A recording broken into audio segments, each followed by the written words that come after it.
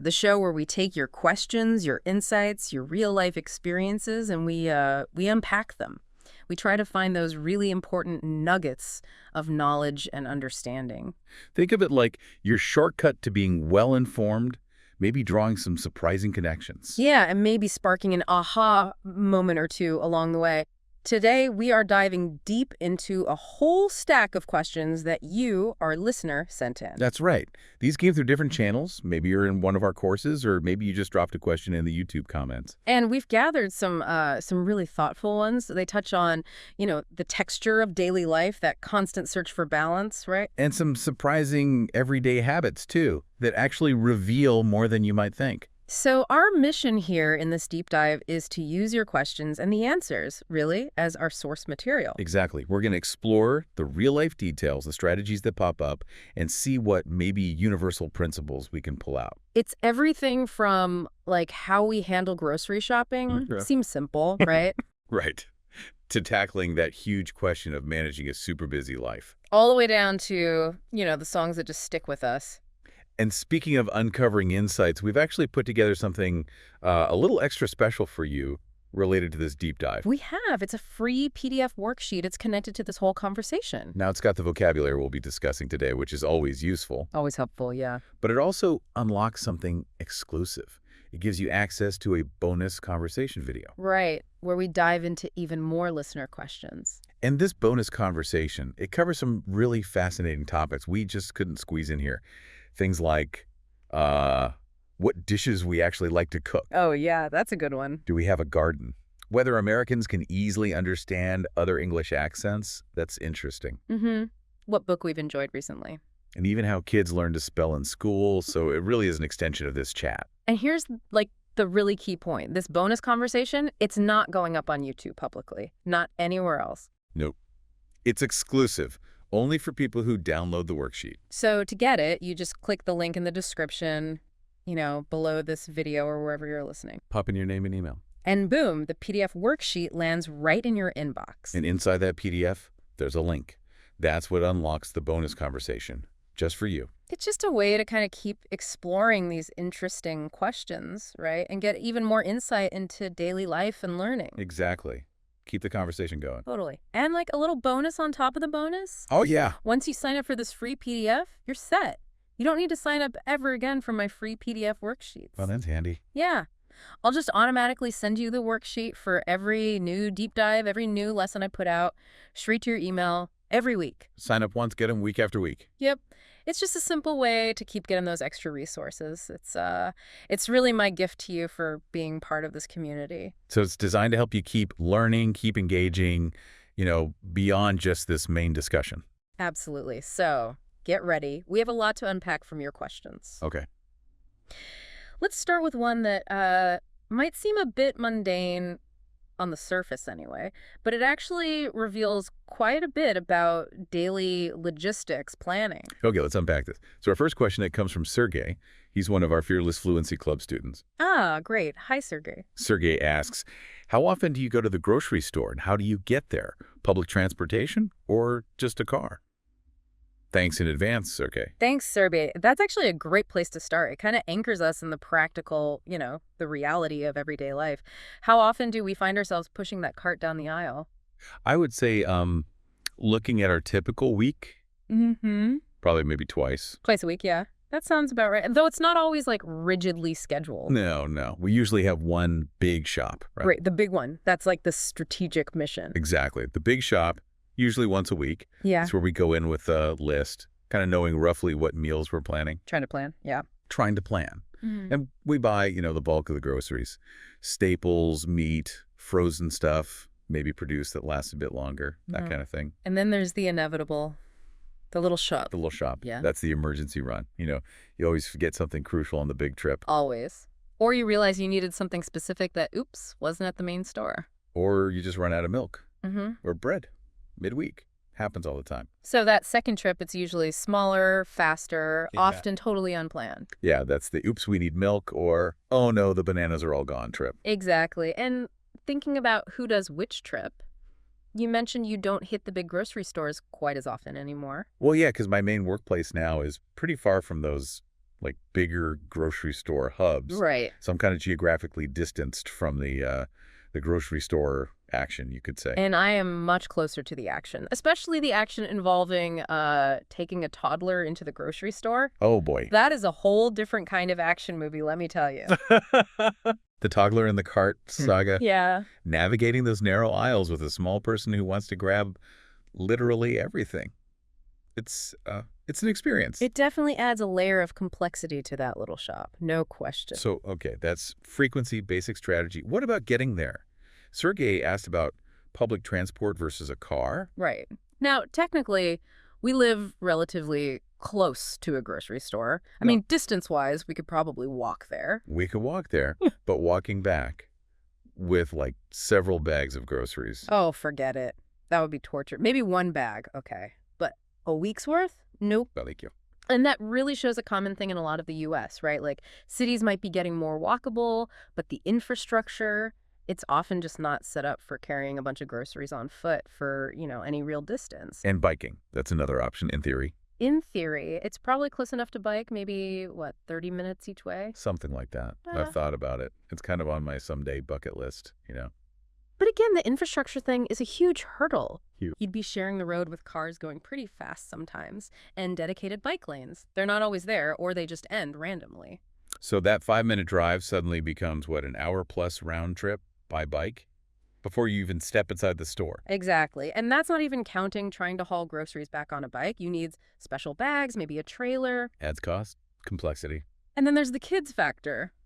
You can't just easily strap young kids onto a bike for a grocery run. No. So if you want a bike, you have to find a specific time when the other parent is home to watch the kids. Which, with our schedules, finding that dedicated chunk of time, it's a big investment.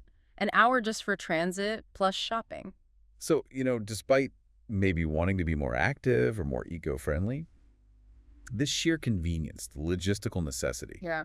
especially with young kids and buying in bulk. Driving just wins out, almost always. Yeah. It's a 5-minute car ride versus like an hour-plus bike mission or a completely impossible walk. It really shows how those small daily tasks get dictated by convenience, time, the way things are built around us.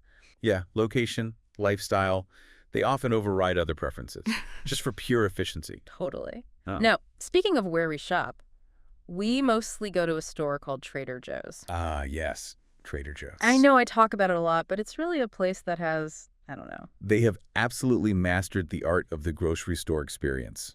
That's what it is. They really have. If you're ever visiting the U.S., honestly, I'd say just pop into a Trader Joe's, even just to buy a few snacks. It's worth checking out. Why? What's special? The people who work there are just consistently so nice. It's not like typical U.S. customer service, is it? It feels very intentional. Yes.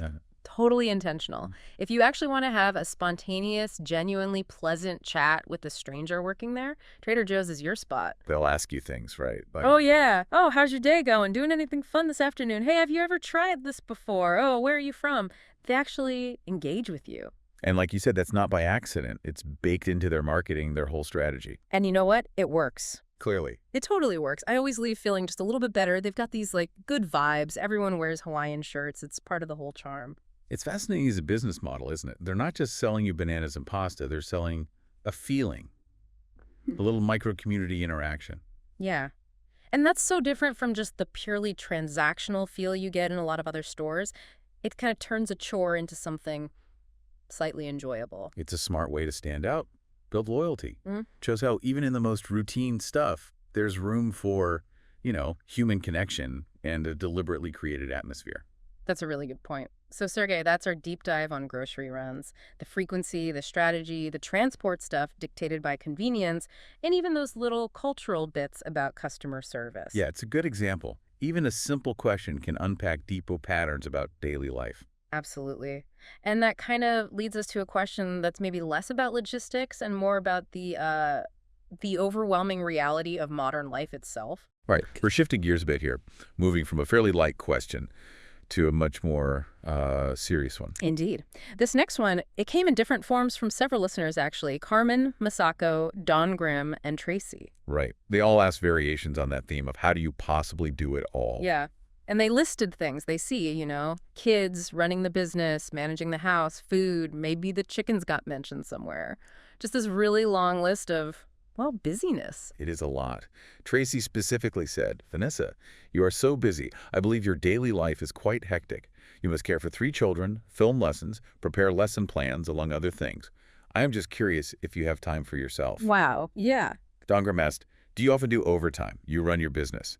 I think it must be inevitable. Mm-hmm. Masako wanted to know, you have numerous roles and responsibilities. What's your highest priority? Oh, question. And Carmen asked, how many times a week can you carve out spare time for yourself? Thanks a lot, dear teacher. So the core here, it's really about managing all that complexity, right? Juggling all these demanding roles and just trying to keep your sanity. Yeah. How do you do so many things without just completely collapsing? It's a question so many people wrestle with. It really is. And the simple answer, maybe a bit blunt, but We don't do it all. that's it. That's the absolute key principle, isn't it? You cannot, and honestly, you probably shouldn't try to do everything. No way. You have to make choices, often really hard choices. Yeah. You have to pick and choose a lot of things. It demands this kind of radical prioritization. Yeah. For me personally, that's meant consciously cutting out hobbies I used to enjoy. Things that were fun, but, didn't directly contribute to the family or my core responsibilities right now in this phase of life. Like video games. Exactly. Used to love them. But I've got pretty much a 0 video game policy now. Wow. Not because they're bad, but they're a huge time sink, and they just don't line up with our current priorities. It means being, like you said before, a lot more selfless right now. Especially with 3 young kids, which, yes, makes life undeniably hectic. Hectic is the word. It truly is. And a massive part of managing that hecticness, like you pointed out, is having a strong partnership. Absolutely crucial. Having that good relationship, good communication. Mm-hmm. It lets you share the load. Now, in the past, my role was different. I wasn't working a, traditional job outside the home. Right. You handle a huge amount of the child care, the household stuff. And I was working for your business, too, essentially. Which took a massive load off me at that time. You were arguably busier with the business side back then. Yeah, the burden kind of shifts, doesn't it? And then we went through this very conscious transition phase. We did. We restructured our lives, our finances, our work setups. So that I could take a job outside the home, and you could actually reduce your direct workload by, importantly, hiring more people to support the business. Which highlights another key principle. Building a support system. Learning to delegate. Oh, absolutely essential. A business like Speak English with Vanessa, or really any complex project, any household, it doesn't run because one person does everything perfectly. No way. It runs because there's a team. Exactly. You have to depend on other people, and that's not always obvious from the outside, is it? No. When you, the listener, see the final product, maybe it's a finished lesson or this deep dive or even just, a homemade dinner on the table every night. Right. You don't see all the layers of support behind it. It's like the invisible infrastructure. For instance, you hear this podcast. Hopefully the audio sounds smooth.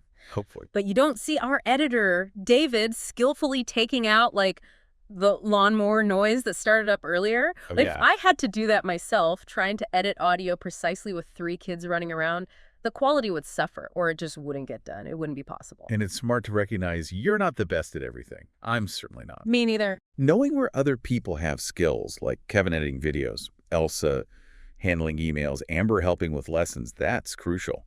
Delegation isn't just about pushing tasks off. No, it's about leveraging skills, using the right person for the right job. Exactly. And this whole behind-the-scenes idea, it applies to home life, too. Like you said, the appearance of homemade dinners every night. Yeah. That's the polished result. Right. The reality behind that, it's significant planning, organization, effort. Like me making dinner today at, 1 p.m.? Yeah, all that chopping, the prepping, just planning out what it would be when it needed to happen. That's the work that makes the final product seem easy. It takes foresight, organization, but man, it smooths things out so much in the evening when things are usually craziest. So, okay, summing up those core strategies. Radical prioritization, saying no to stuff. Yep. Building a strong partnership and support system, delegation, teamwork, and just significant behind-the-scenes organization. Right. Then on a more personal level, there's that mindset tip you try to apply, Yeah. though you admit it's not always easy. Not always successful. Take it with a grain of salt. But yeah, it's trying to cultivate mindful presence. Trying to be 100% in whatever you're doing at that moment. Yeah. Like when I'm gardening with the kids, I try really hard not to be thinking about the next YouTube video I need to film. And when you're in the office brainstorming, try not to worry about what's for dinner. Exactly. I consciously try to just focus on the task right in front of me, and this is especially important when I'm with my children. The goal isn't just about ticking off boxes or being productive. It's about being present with them. Yes, because multitasking, it's usually less efficient anyway. Oh, yeah. Studies show that. Yeah, You end up doing 5 things poorly instead of 1 thing well, and feeling stressed. totally. So I try my best to just, sit in the sandbox and be in the sandbox. And Mark? Or play a game and just play the game without constantly checking my email or letting my mind race ahead to the next thing on the giant to-do list. That's a practice, though, not Cool. perfection. Oh, absolutely a practice. I don't do it perfectly, but it's kind of my goal. Yeah. And that practice of focusing, bringing your attention fully to one thing, it really is a powerful tool against feeling scattered and, well, hectic. Yeah, when your brain feels like it's juggling 500 things, of course you feel overwhelmed. Right. So it's about noticing those moments, even the small ones, when you do have a chance to just be calm. Maybe you're going for a walk or planting something, reading a story. And consciously choosing to embrace that moment instead of letting your mind drag you back into the task cycle. Yeah. Just embrace it. Be there. Now, there's one final really crucial piece we need to mention here, which is the space and flexibility required to actually do some of these things. Oh, absolutely. We are very fortunate. We have a career structure that allows for a degree of flexibility that, frankly, many people just don't have. It's a privilege. Let's be clear about that. Definitely a privilege. So many people work traditional 9-to-5 jobs, maybe with mandatory overtime, in really rigid structures. They don't have the option to just shift their workday to make dinner at 1 p.m. Or coordinate schedules easily for a workout across the street. Or delegate professional tasks in the same way. Our situation, while it's still demanding, it is structured so we can build our own schedules, at least to some extent. And that flexibility is a massive advantage in managing everything. It really is. And it's interesting to see this whole trend being discussed more widely now, right? The desire for more flexible work, working from home, moving away from that old school presenteeism. Yeah, I'm really curious to see how that evolves. There seems to be a definite push, especially from the younger generation coming into the workforce. They seem less willing to just accept that traditional corporate grind, Yeah. They prioritize flexibility, work-life balance more. It creates this really interesting tension, doesn't it, between the old models and these new expectations. There's going to be a lot of give and take as society figures out how to make it work. For sure, it's definitely a complex issue. And as this question from Carmen, Masako, Dongrim, and Tracy shows, it's something on a lot of people's minds. It's a can of worms, like you said, but a really important one to dive into. Yeah, definitely worth spending some time on. And that need for balance, which came up explicitly in one of those questions, leads us really nicely into the next topic. That's right. This one's from Eleonora. She asked, do you do yoga? But then she added the crucial part, in order to balance yourself. Connecting activity directly to self-care and balance. Thanks, Eleanor. Yeah, thank you, Eleonora. So first part of the question, do you do yoga? No. Not currently. Not in any, consistent way. I've tried it. We did it together, remember? For quite a while back in South Korea. We did. That was probably the longest stretch, maybe a year. Something like that. And honestly, it's just not really for me. I like the idea of yoga. I like the vibes, but I have zero flexibility, none. So I found it more frustrating than balancing. See, I'm the opposite. I actually like doing yoga. But like so many things we've just talked about, I feel like I don't have the life for it right now. That seasons of life thing again. Prioritization. Exactly. I would absolutely love to go to a real in-person yoga class. Maybe twice a week. That sounds amazing. But right now, I'm choosing to be the main caregiver for our youngest all day. And fitting work into naps and after bedtime. Right. And we could hire help. We have the financial means to get a nanny or put her in daycare part-time so I could go to a class. But that adds another whole layer of coordination, scheduling, organizing. To an already pretty complex life. Yeah. So my current choice is just to lean into the season, prioritize the caregiving, work when I can, and find other ways to build balance. So the yoga dream isn't dead, it's just deferred. Exactly. Deferred, not abandoned. When she's older, maybe in school, a couple years perhaps, then absolutely, I'll be looking for those classes. You have a place in mind, right? I do. There's a local place, Asheville Community Yoga, that I really love the feel of. It's a nonprofit. And the cool thing is, all the teachers are volunteers. Wow. Yeah. That just blows my mind. People giving their time and skill just out of generosity. It creates this really wonderful giving atmosphere. I'd love to be part of that community regularly someday. That really highlights the social side, the community aspect of exercise Yeah. and self-care. That can be just as important as the physical part. It really can. But okay, for right now, for exercise, we've actually kind of stumbled into what feels like the perfect setup for this particular season. Fortune has landed upon our laps, as they say. It really has, in the form of a neighbor. A neighbor, yeah. Our new neighbor happens to be a personal trainer, Lindsay. She's wonderful. Some of you in the Fearless Fluency Club might remember her. She joined us for a chat back in February. And she's got us pumping iron, lifting weights. She has. And the best part, she lives right across the street. That is key. Reducing that friction we talked about, making it easy. So easy. I go over to her house twice a week to lift weights, and you go separately twice a week. We have to stagger it because someone needs to be home with the kids. It's the handoff routine. You come home from work, I say bye, final, walk across the street. Next day, my turn. And lifting weights. Honestly, that's something I would never have started consistently on my own. I wouldn't know what to do, how to do it safely. So Lindsay provides the structure, the knowledge. And the accountability. It's pretty hard to skip your workout when your trainer lives literally across the street and can see your house. True. And it's social too, right? You get to chat with her, you like her as a person. Totally. And she knows your stuff. How to program workouts, how to do the moves right so you don't get hurt. It's just ideal because I just show up, she tells me what to do, she's made the plan. It's right there. The barrier to entry is incredibly low compared to, say, driving across town to a gym. Oh, massively lower. That convenience factor is just huge when you're trying to stick to a routine in a busy life. Minimizes the excuses. And lifting weights, it's obviously different from yoga, but it still offers huge benefits. Strength, bone density, metabolism. It's a different kind of intentional movement, right? Engaging your body, focusing it. Intentional movement. Yeah, that's a good way to put it. Connecting with your body, even if it's through lifting heavy things instead of stretching. Now, Eleanor's question specifically linked yoga to balance. And while lifting weights is maybe less focused on the mindfulness and breathing side. Like yoga often is. Right. The need for balance goes beyond just physical exercise, doesn't it? No, absolutely. Balance includes physical, sure, but also mental, emotional, even social well-being. Yoga often hits that mindfulness piece, which is huge for mental balance. And that is an area where we, and I think maybe a lot of Americans generally, kind of struggle. You think? Yeah, we're very, very go. Always moving, always doing, always feeling that pressure to be productive. There's just not much cultural emphasis on slowing down. No, the culture tends to reward constant activity, not stillness. Exactly. So while we're not doing formal yoga or meditating consistently every single day, we are actively trying our best to build in moments of mindfulness, moments of just slowing down. What does that look like practically? It could be super simple, like just noticing your breathing for 5 minutes, or just checking in, how am I feeling right now, physically, emotionally. So integrating those little moments of self-awareness into the day. Recognizing that balance isn't just about juggling tasks. It's also about managing your internal state. Yeah.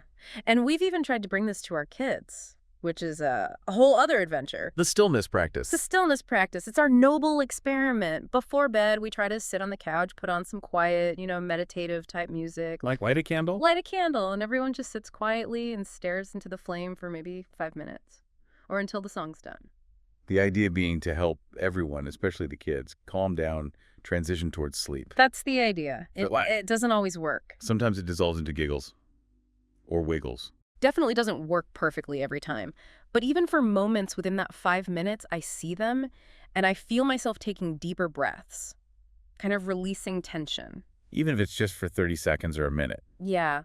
Practicing that ability to just be still and quiet, even briefly, feels valuable.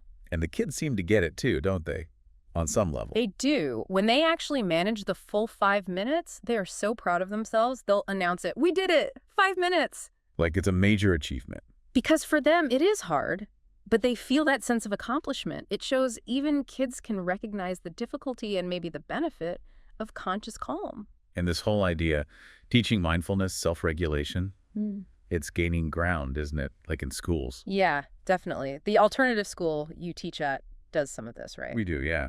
Trying to incorporate it. I think it's getting more common, seeing yoga pop up in schools or teachers starting the day with just a few minutes of mindfulness exercises. And it makes sense. It helps the students focus, regulate their emotions, Mm, which certainly helps the teacher have a calmer, more centered classroom, too. absolutely. Better learning happens when kids feel regulated and present. Cognitive learning and emotional regulation are deeply linked. Totally.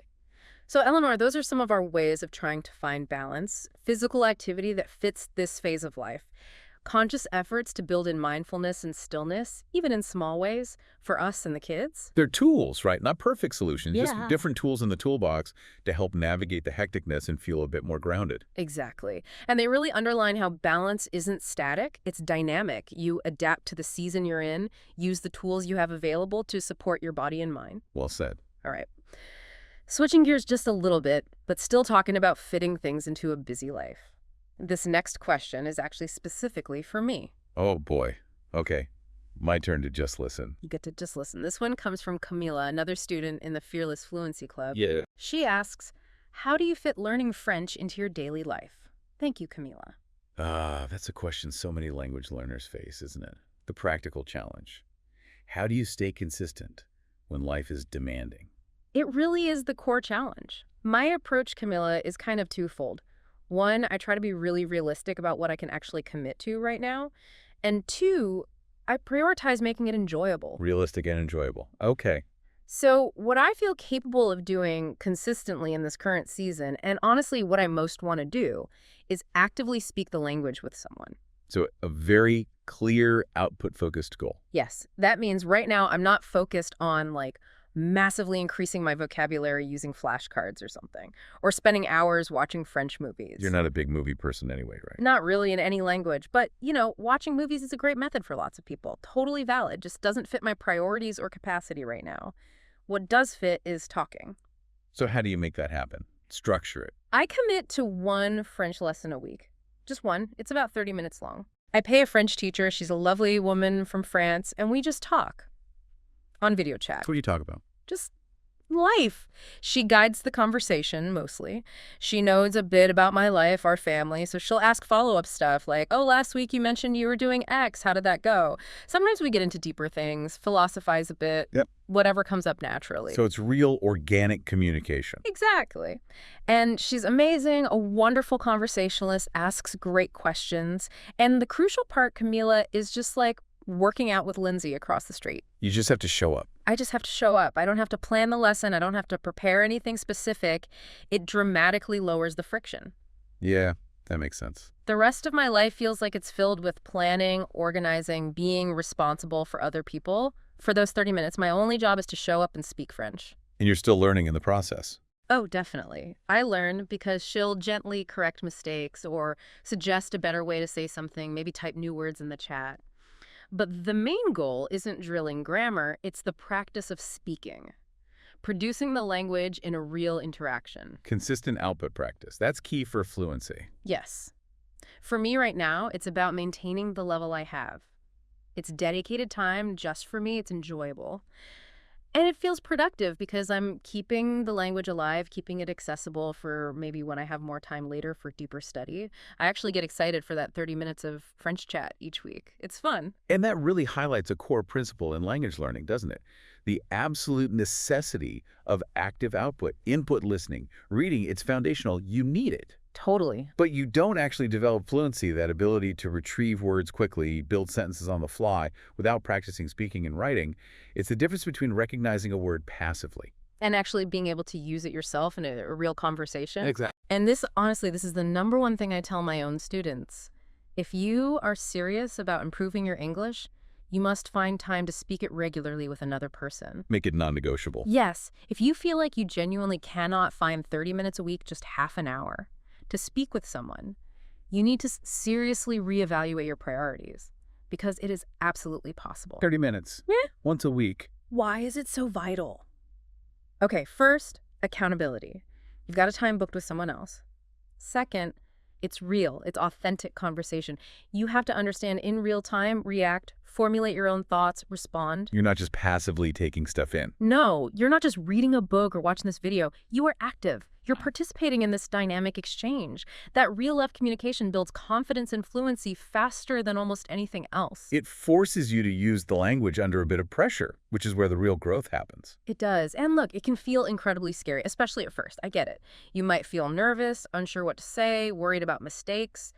All of that is totally normal. Everyone feels that way starting out. Everyone. But you can do it. And it's essential if your goal is genuine fluency, real confidence. You want to communicate in English. Speaking is the practice of communication.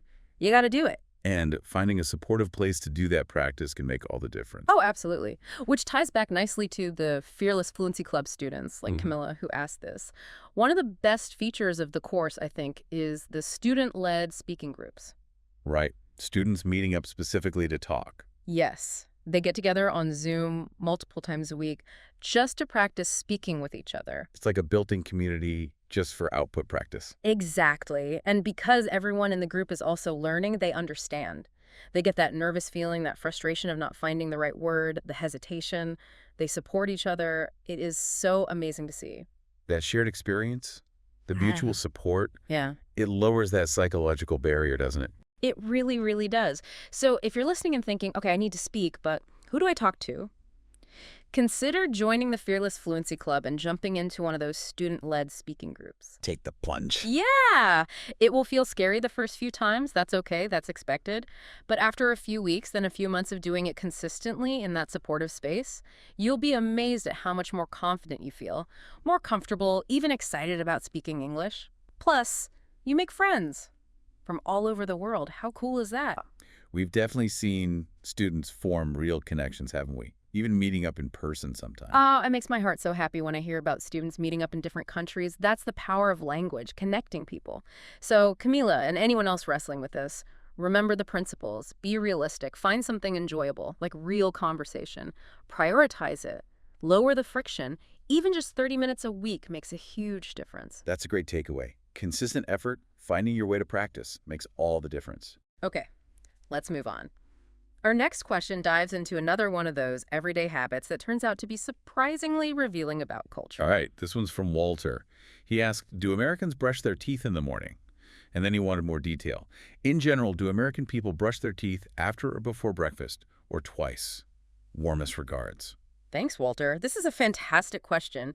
Seems so simple, but wow, it highlights how even basic personal care routines can vary so much across cultures, even between individuals in the same culture. Definitely. First, the disclaimer, right?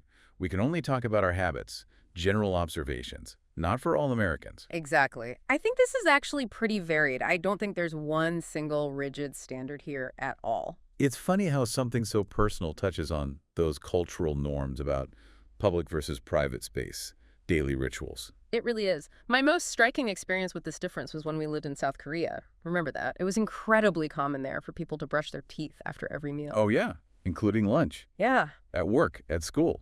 You'd walk into the office bathroom after lunch, and there'd be like a group of adults all standing at the sinks brushing their teeth together. Which felt weird to us at first, didn't it? Totally weird. Coming from a U.S. background where brushing teeth felt like this very private, do it in your own bathroom kind of thing, seeing colleagues doing it publicly in a shared bathroom felt surprising, almost like unprofessional, which is completely irrational, but it just shows those ingrained expectations about what's public versus private hygiene. But then you quickly understood the practical side in Korea. Oh, I got it fast, Yeah. especially after eating kimchi. The little red pepper flakes. Always. Yeah. Stuck right in your teeth. So, brushing after lunch makes total sense from a comfort perspective, a social perspective. It's a practical response to the food and the cultural norms around appearance. Fascinating how diet shapes habits. So, okay, back to the U.S. context. Yeah. For us, and probably many Americans, the standard routine we learned as kids was usually Brush your teeth in the morning and brush them in the evening before bed. That was the basic instruction. And Walter's specific question, morning timing. Before or after breakfast? Okay, thinking back to childhood, I think the general vibe was brush your teeth in the morning, and that usually meant right after you woke up, which is often before breakfast. Even though logically it makes more sense to brush after eating, right? to clean away the food. Totally. It makes more sense after, but the habit for many seems tied more to the wake up and get ready routine rather than the post-eating cleanup routine. Interesting. And what about now? What's our current habit? Nowadays, okay, I almost always brush my teeth in the evening before bed. That's pretty solid. In the morning, probably close to every day. Usually right when I wake up, before eating anything. Why before? Honestly, sometimes it's just motivated by not wanting you to smell my morning breath. So yeah, brush right after waking, then have breakfast, and I don't typically brush again right after breakfast, unless there's like a specific reason. Like getting bits and pieces of food out, as you say. Yes, that's my extra little habit I've picked up. Especially since I work from home now, it's easy. Sometimes after a meal, I won't do a full brush with toothpaste, but I'll just rinse my mouth and quickly run a toothbrush over my teeth. Just to dislodge anything obvious. Yeah, it's like my waving a toothbrush in front of your face magic, just getting rid of food bits. A pragmatic solution made possible by being home with easy bathroom access. Exactly. If I were working in a formal office, I probably wouldn't be doing that midday toothbrush wave. So see, even my own habits change based on my environment and routine. So based on general observation, what's commonly taught, the standard American practice, if there is one, is probably brushing after waking up, often before breakfast, and then again before going to bed. Yeah, that feels like the most common frequency and timing, morning and night. But again, not universal. Some people only brush once. Some always brush after breakfast. Some use mouthwash like crazy. It's quite personal. It really speaks to how, even with recommended best practices for dental hygiene, what people actually do often comes down to childhood habits, personal preference, lifestyle, culture. All those factors mixed together. Definitely. So, hey, if you're an American listening to this, let us know in the comments. We're genuinely curious. Do you brush in the morning, before or after breakfast, twice? Are you like a dental hygiene superhero? Tell us. All right, Walter, hope that little peek into our habits and some general thoughts helped answer your question. It really does show, doesn't it? What seems like a totally universal daily act can have all these surprising cultural variations. Indeed. Okay, now for our final question in this main deep dive. Yeah. Before we remind everyone about that bonus conversation, this one takes us into the realm of personal taste, emotion. Yes. This is from Usra Rare Moon on YouTube. And the question is, what is a song you can listen to and never be bored? Thank you, Usra Rare Moon. This is a fun one to end on. Never be bored. Wow, that's a high bar. A song that always engages you no matter how many times you've heard it. Okay, I have a couple. One is maybe a bit cliche, but I think for good reason. Can you guess? A song you never get bored of. You? No idea. Hit me. Bohemian Rhapsody by Queen. Ah, okay. Yes.